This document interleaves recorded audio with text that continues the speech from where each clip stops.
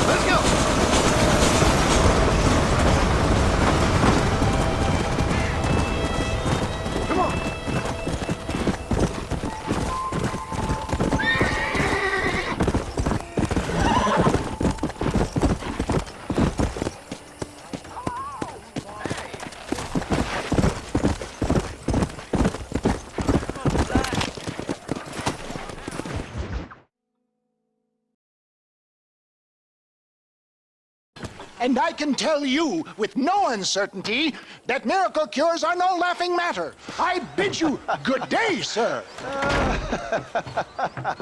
Oh, Mr. Marston, good to see you. How have you been keeping? I'm well, Mr. Mr. West Dickens. Nigel West Dickens of East Cheap, London, New Waverly, New York, and Armadillo, New Austin. At your service. At my service. At everyone's service. At the service of science, of knowledge, of life. How are your wounds? Much, much better. But then they would be. Would be... I know a cure for all ailments, Mr. Marston. Ah, I'm sure you do. And I'm sure for just $2 an ounce, I could live forever. Oh, but for you, sir, I do a bulk discount rate of $1.95 an ounce, as long as you buy 100 ounces or more. That's a lot of immortality. Give it up, old man. That's Mr. West Dickens to you, boy. Give it up, old man. Listen, Marston, I'm broke, but this stuff is good. It works. I need a healthy young man like you. Come along, let's ride over to my newest customer at Ridgewood, and I'll explain while we go. Okay. Head for Ridgewood Farm, John, and hurry. There are people there in dire need of my tonic.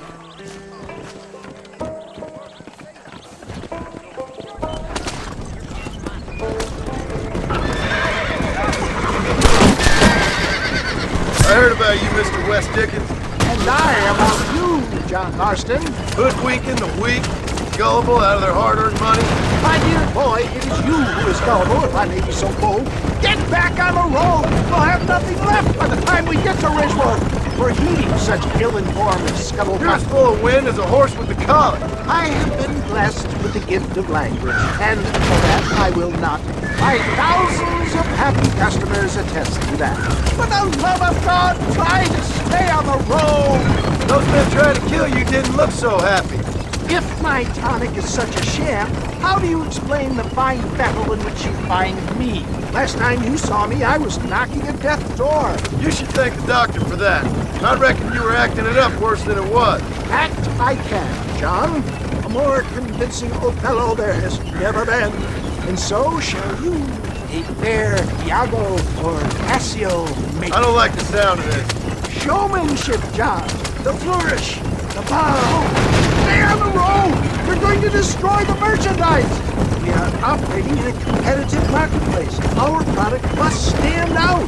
Get back on the road! We'll have nothing left by the time we get to Ridgewood. And how does this involve me? We're going to use your God-given talents to our advantage. I'm really starting to regret I'll drop this. you off at the outskirts of Ridgewood. That way, it won't look like we came together. Once I'm set up, saunter nonchalantly into the crowd that is sure to be forming. Eventually, I will call you up to try my tonic. After extolling the virtues, I will have you perform a few feats of wonder to amaze and impress the paying public. Such as? Oh, nothing out of the ordinary for a man in your line of work, I assure you. You hop out here, John. Follow me in on foot.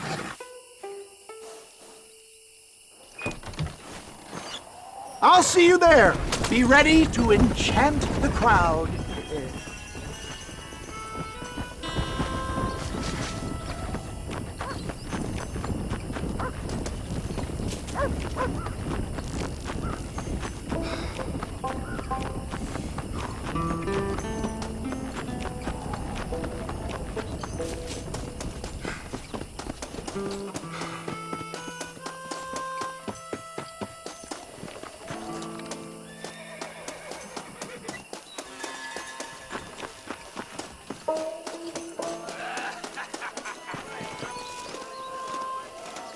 What do you want to tell me that for? Friends, hard-working souls of Cholla Springs, gather round, gather round. Do you suffer from rheumatism, lumbago, acute chronic sciatic, neurologic, or inflammatory pain? Well, I represent the only company that makes the genuine article that cures headaches, neuralgia, earache, toothaches, backache, swelling, sprains, sore chests, swelling of the throats, contracted cords and muscles, anxieties and ravaged nerves, stiff joints, wrenches, dislocations, cuts and bruises, and it adds vitality and vigor to the healthy man. But can you prove it, old man? Oh, I'm sure there's some customer here who could prove the qualities of it by taking a drink right now. You, sir, come up here. Step right up.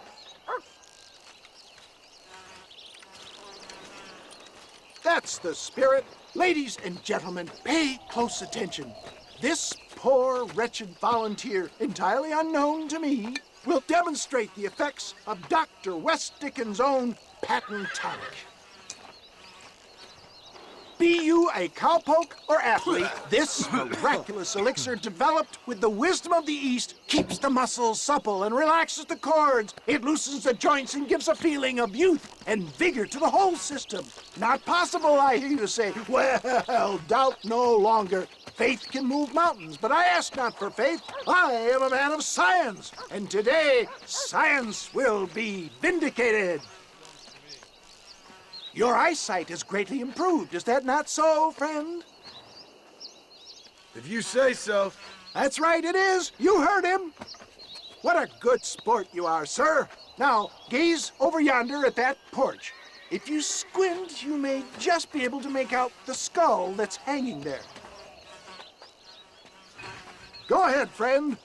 Shoot that skull and demonstrate the miraculous eyesight you now possess.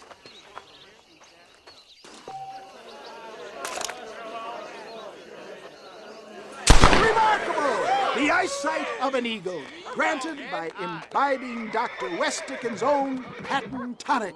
Anybody can make that shot. This man is a fraud. If your eye's so damn sharp, why don't you try shooting my hat out of the air? My friends, our test case has been challenged to shoot a gentleman's hat out of the sky above our heads. You can fool these people, but you ain't fooling me. Right. Let's just see how sharp you is with a moving target. Here it comes. See? That tonic is a sham! Have you ever seen such an eye? Behold the power of the elixir, plucked out of the sky. Hey! Hey! What? You think you can put a hole in a man's hat and just walk away, do you? Hey, it don't work like that. Come on! Are you a man or not? A challenge of battle has been offered to our volunteer. Look at him! The tonic is coursing through his veins!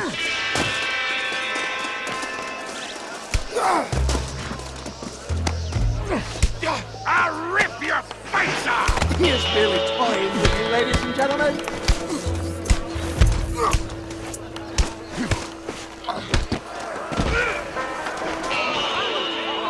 There it is! Skeptics and dissenters, irrefutable proof! Do not let this opportunity pass passing you by. Look, he's over there. Go get This him. ends now. Watch out! He's got a gun! Who the hell do you think you are? You ain't leaving here alive.